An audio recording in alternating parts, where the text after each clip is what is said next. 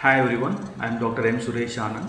In this session or in this class, we are going to see about constructors and methods in Java. So before getting into the constructor, we have to discuss about or see about classes, objects, and methods. In the last class itself, we had discussed about how to define a class, how to create an object, and how to define a methods inside the class, and also how to call the member variable or instance variable and the methods from the class. That is what again over here. Class rectangle having instance variable length and breadth, get data and the rect area are the two methods inside the class rectangle. Here another class rect area. Inside this class I'm defining public static void main and creating the object 1, that is rect1 of the rectangle class by using new keyword and the constructor. Accessing the member variable for the rect1 object by using dot operator, and I'm calling the member data again with the member object, that is rect1 dot member variable, rect1 dot member variable or instance variable. So with that I'm calculating the area 1 and I'm displaying. So here class is created, method was defined inside the class, object was created by using new keyword, and member variable can be accessed with the dot operator, and that is about the classes, objects, and methods. How to define a how to create a class object, class name space object name new keyword rectangle as we discussed in the last class. Similarly, how to access a member variable, object reference dot the member variable or instance variable name, that is what object name is rect1 dot length is the member variable and value. Similarly, how to access the member function, object dot the function name. So the rect2 and rect1 are the objects belonging to the rectangle class, and with the dot operator I will be calling the length and the method. Just refreshing how about the classes, object, and method, and how to access the member variable and the method. Next, method overloading. So here method overloading is nothing but giving an additional task to the method. For example, here I am having a method called display. See here I'm having a method called display having one single parameter. Second method is having same name, having two parameter different definition, and the third method having same name, same return type, but parameters are three different parameters, and also definition also differs. So here same function can be defined differently depending upon the parameter and the definition. That is what called as method overloading. It's a feature that allows a class to have more than one method having same name. That is, a method can be redefined with the same name with a different definition if the argument list are different. That is, here one argument, two argument, and three argument. Function name is same, definition is differs, and also parameters also differ. This is what called as method overloading. So why we are discussing method overloading here is while discussing constructor we are going to overload constructor also. So the constructor overloading is going to be same as the method overloading. We are going to create a constructor in the same name, and we are going to provide the different parameters, and definition differs. So to rewrite the program in a constructor style, we are discussing about the method overloading. Method overloading is nothing but same method can be overloaded differently, or same function can be performed differently depending upon some scenario. So here same function name is display same for all the three cases, parameter differs, definition also differs. So this is going to be called as method overloading. And another example of method overloading with a class, public class, in my class name is student, instance variables, display method with single parameter integer, another display method with the two parameter, one is integer, another one is string, and display method with the three parameter, two integer and one string. So here I'm creating three objects with the constructor and the new keyword s1, s2, s3, three students. For each student I will be calling the respective functions with the function with the parameters. S1 dot display will call the two parameter, S2 dot display will call the two parameter, and S3 dot display will call the three parameter functions. So the same function happens defined different parameters, but the function name is same. Parameter also differs, definition also differs. So here method overloading is implemented with the class, and it has been called by the objects.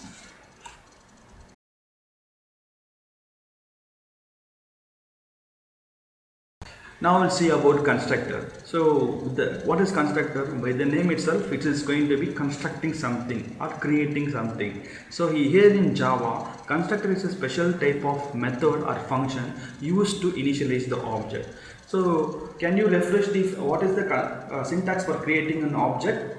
Class name, object name is equal to new keyword and followed by the constructor. New keyword is used to instantiate the object or allocating memory to the object, whereas the constructor is used to initialize the values to the object. For example, if you are having 3 or more member variables, those member variables will be initialized for the object S1, for example. That is what called as constructor. See here, the constructor is a special method that is used to initialize the object. New keyword is used for instantiation, allocating memory. Constructor is used for initialization of object. Okay. When an object is created, it is automatically invoked. So when creating the object, the constructor will be called automatically. That is what the point. And it constructs the values that provides data for the object. For each object, data will be initialized or member data will be initialized. So class is nothing but collection of member data and member function. Data will be initialized for the object as soon as the object was created by using the constructor. So constructor is nothing but it is going to initialize the values for the object, or simply constructor is used to initialize the object. Okay. Now we'll see the rules for creating constructor. First one, the constructor must be the same name as its class name. Constructor is a function, right? So the function name should be same name as the class name. That is the first rule. It has the same name as the function should have the same name as the class name. It's the rule 1. Second rule is the constructor must have no explicit return type. That means for defining every function, we have to say that what is the return type of the function. So here for constructor, there is no return type. Return types are what? Void, int, double float, anything, right? So for constructor, no return type. It is a function having same name as the class name. So have this two thumb rule in Java. Constructor is a method having same name as the class name, rule 1. Second one is no return type, which means there should not be any for example, if the constructor name is display, there should not be void display. It is simply display. That is what the constructor. And we are having two types of constructor. One is default constructor and second type is parameters constructor. Default constructor is a constructor which is having no argument. It should be empty. That's what called as default constructor. And what is parameters constructor? Parameter constructor, inside the constructor parenthesis or inside the function parenthesis, we will be having number of arguments or number of parameters. That's what called as parameters constructor. Come, let's see the example. Here I have the simple program. Class name is student, stu, and the function having same name as the class name has no parameter and no return type. So this is going to be called a constructor of default constructor.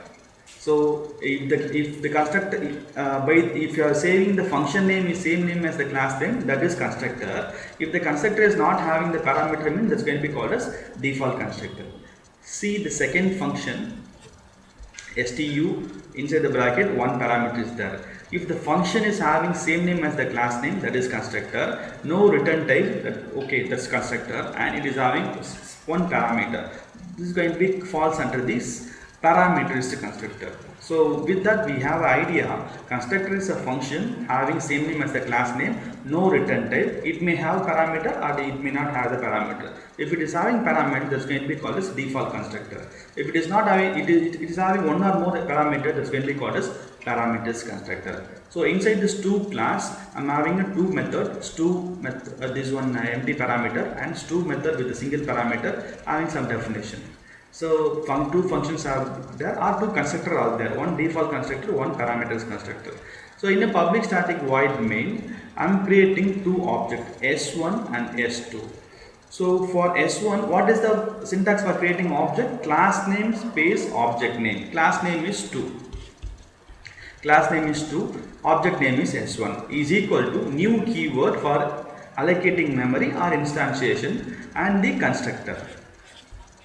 So with that constructor, for this object S1, if it is having any variable over here, that will be initialized. That will be initialized for the object S1. This is going to be called the default constructor by default because the constructor is not having any parameter inside. And second object S2 has been created by using new keyword and with the constructor having single parameter. So hence this is the object has been initialized by using parameterized constructor. So while calling this function, while executing this program, for S1 object, this constructor will be called automatically. So this will be displayed. Default constructor will be displayed. Thereafter, for the second object, the parameterized constructor will be invoked and parameterized constructor text will be displayed. So now we have an idea about what is constructor, what is default constructor, what is parameterized constructor. Now we'll see another example for default constructor. If there is no constructor in the class, the compiler automatically creates the default constructor. Actually, while creating every object at the first time, the default constructor will be created. That is what in the syntax we have seen that. What is the syntax for creating object generally? See here, student is my class name, S1 is the object, new student. If you are not even defined the student function over here, student constructor over here, it will be created automatically. That is what the first point says. If there is no constructor in the class, the compiler will automatically create the default constructor. It is happening internally by the compiler. It is not shown to the user. That is what default. In the previous example, actually, intentionally we have defined the default constructor to explore how the default constructor will be. For that only we write it intentionally. But it is not necessary to write a default constructor. It will be created automatically by the compiler. That is what this point says that. For this program, class student, two member variable, one member function display. In a main method, I am creating two objects, S1 and S2. For these two objects, this is the syntax, right? For creating object, student, class name, space, object name, new keyword and the constructor. See here there is no constructor has been defined. So what happens here? The Java compiler automatically creates the student constructor, default constructor for the object S1 and S2. For two objects, two times the default constructor will be created for the objects S1 and S2. And after that, I am calling the display function for the respective objects. For S1 object, display function will be called once. For S2 object, respective display function will be called once. Okay. That is what actually the variables roll number and name are initialized after the default constructor. Automatically integer will be initialized as 0 and string will be initialized as the null. So that is what the output you can see over here. For S1 object roll number is 0, for S2 object roll number is 0, for S1 object name is null, for S2 object name is null, which means we are not given a value to the member variable because of the constructor. Because of the constructor, for these two objects, member variable, roll number, string number was initialized to 0 as a 0 integer and null string.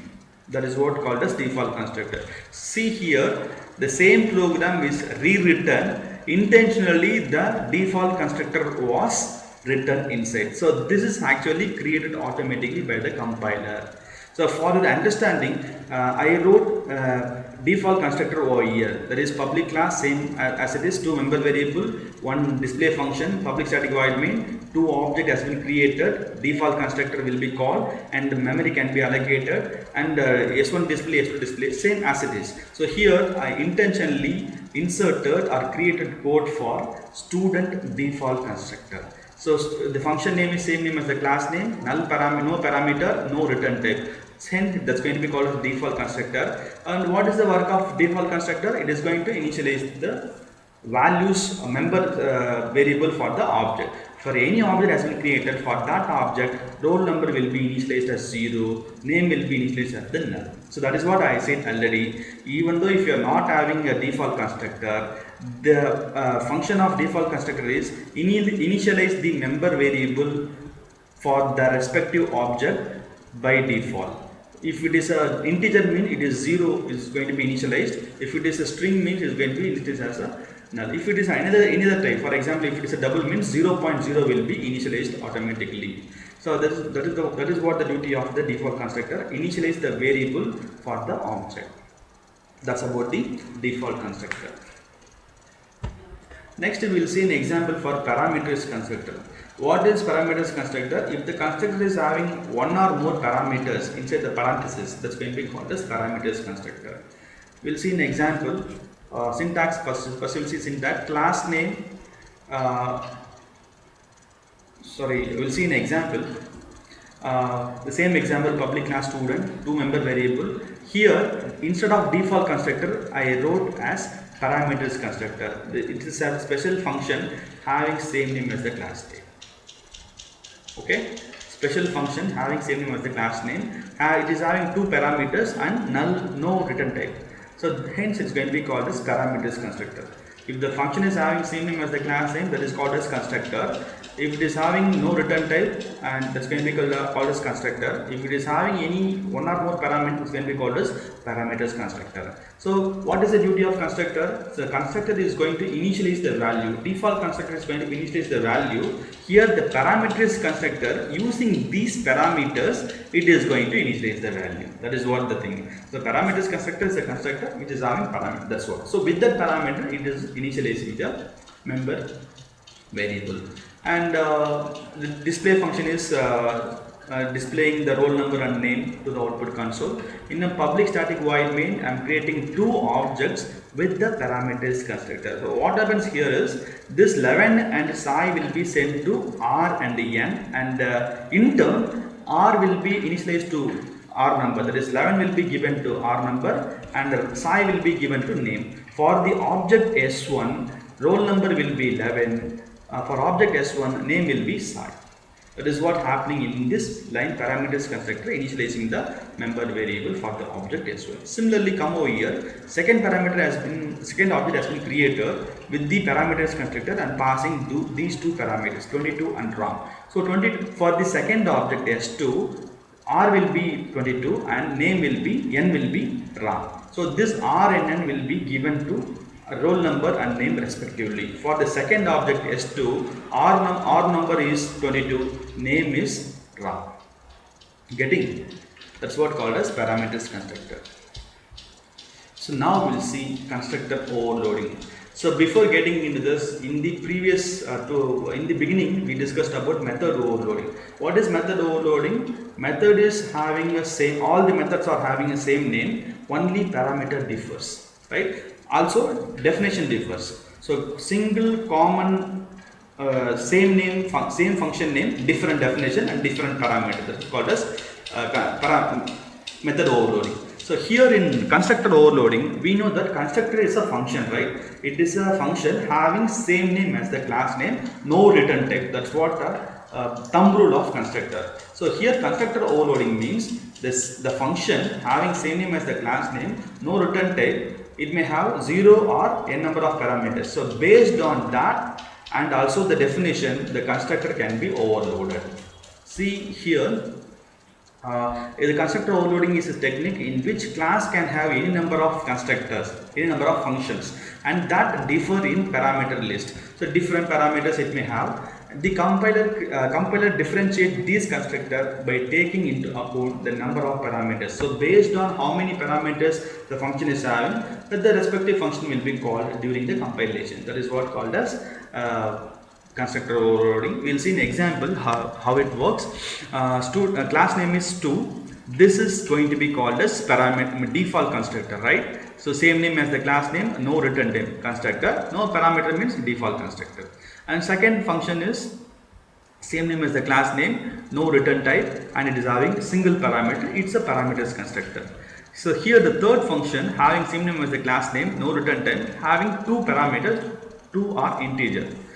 And third function having same name as the class name, return type is nothing, and it is having three integer parameters. So here same function name, different definition and different parameters is going to be called as, our constructor is having a different parameters, different definition is going to be called as constructor overloading, giving an additional task to the constructor by the parameters, single parameter, two parameter and three parameters. That's not called as constructor overloading. So we are defining the constructor differently based on number of parameters. That's what called as constructor overloading.